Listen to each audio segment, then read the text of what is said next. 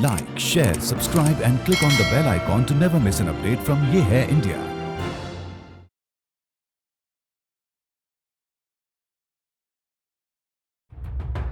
ये तो सभी जानते हैं कि एक जमाने में इंडिया को सोने की चिड़िया कहा जाता था।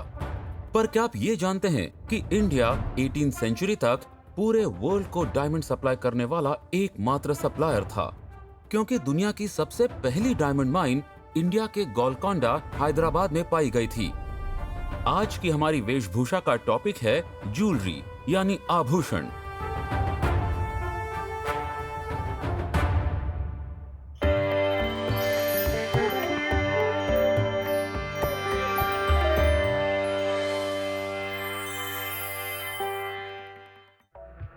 इंडिया में ज्वेलरी के अवशेष 1500 बीसी में बसी इंडस वैली सिविलाइजेशन से मिले हैं, जिसे हड़प्पन सभ्यता भी कहा जाता है।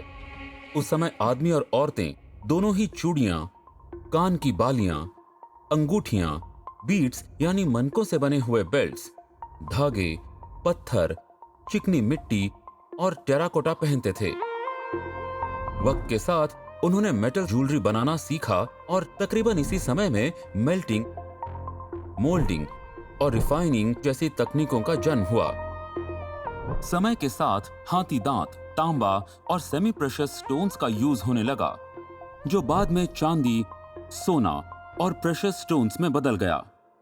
321 बीसी में मौर्यन साम्राज्य के लोग अलग अलग रूट से बहुत से नए जेम्स इंडिया में लाए। औरतें अपने सोशल स्टेटस के हिसाब से 2 धागे के हार से लेकर 7 धागे का हार पहनती थीं। इनमें ज्यादातर गोल्ड और महंगे स्टोन्स जैसे कोरल्स यानी मूंगा, रूबीज यानी मानिक, नीलम, अगाटिस यानी सुलेमानी पत्थर और क्रिस्टल्स का यूज होता था। कीमती और अर्ध कीमती पत्थर और बहुत तरह के मणकों यानी बीड्स का इस्तेमाल भी किया जाता था। 230 बीसी में बसे सातवाहन काल में बड़े बड़े नेकलेसेस, इयररिंग्स, कंगन और बाजूबंद आदमियों के लिए बनाए जाने लगे। औरतें शंख और हस्तिदंत से बनाई गई बहुत सारी चूड़ियां, डिस्क जैसे दिखने वाले इयररिंग्स, हार और माथे पर टीका पहनती थीं। बालों के लिए अलग तरह के गहने जैसे प्रवेनी डिजाइन किए गए, जो आज तक भरतनाट्यम डांसर्स द्वारा पहना जाता है। हार ज्यादातर मोतियों से बनाए जाते थे। बच्चों को बुरी नजर से बचाने के लिए शेर के नाखूनों को उनके गले में लटकाया जाता था।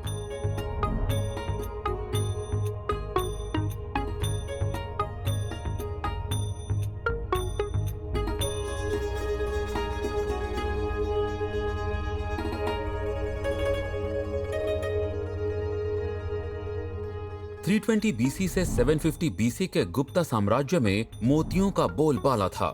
इस समय बीटन वर्क यानी पिट्टे का काम, फिलीगिरी यानी चांदी का महीन काम और धागे के काम के साथ बहुत स्किलफुली सोने और मोतियों को मिलाकर आदमी और औरतें दोनों के लिए गहने बनाए गए।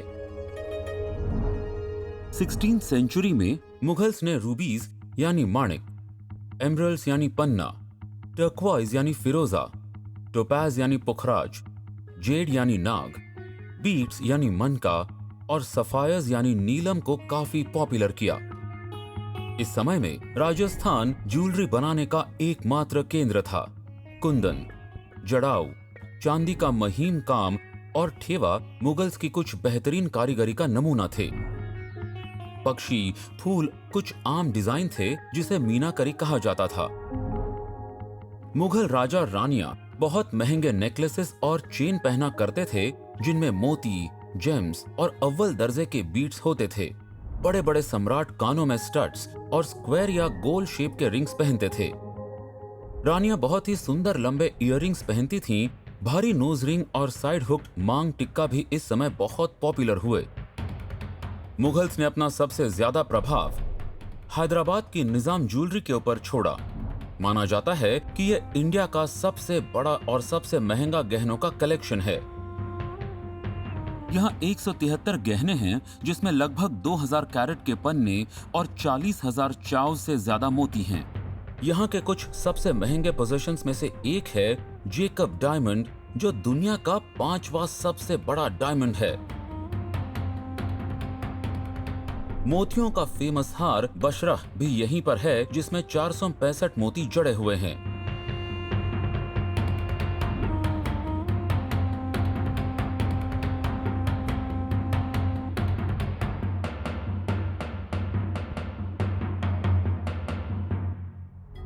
लेट 19th सेंचुरी और अर्ली 20th सेंचुरी के दौरान इंडियन ज्वेलरी डिजाइन में कॉलोनियल शासकों का प्रभाव दिखना शुरू हो गया था।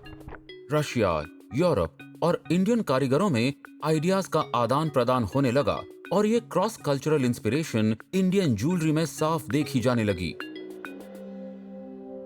बहुत से अद्भुत जेमस्टोन्स इस दौरान दुनिया के सामने आए, जैसे नवरत्न जो कि बस महाराजा पहना करते थे, और प्राइसलेस कोहिनूर भी इसी समय में दुनिया के सामने आया।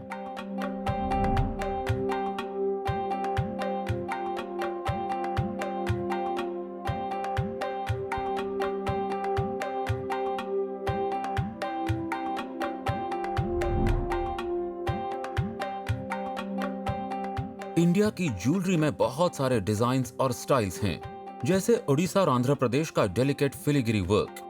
साउथ का टेम्पल टाउन नागरकोल अपनी टेम्पल ज्वेलरी के लिए फेमस है और दिल्ली अपनी कुंदन ज्वेलरी के लिए।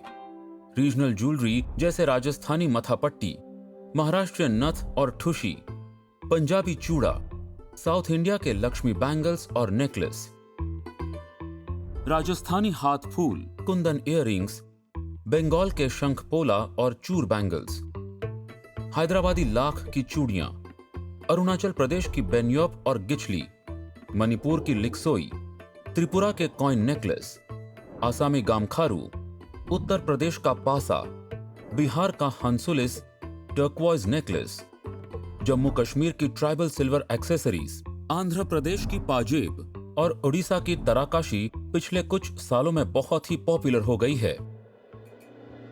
इंडिया में ज्वेलरी को एक सोर्स ऑफ सिक्योरिटी की तरह भी देखा जाता है, जो पैसों की तंगी के समय में काम आती है।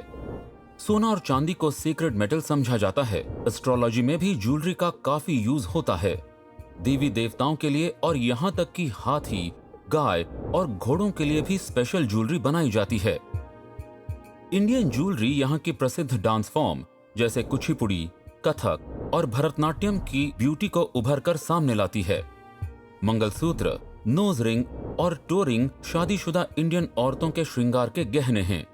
इनसे उनका मैरिटल स्टेटस पता लगता है और अगर किसी औरत ने चूड़ा पहना हुआ है तो समझ जाइए कि उसकी अभी अभी शादी हुई है। रोजरी, हमसा, ओम पेंडेंट्स, कड़ा कुछ ऐसी ज्वेलरी है जिनसे आप इन्हें पहनने वाले के धर्म के बारे में जान सकते हैं।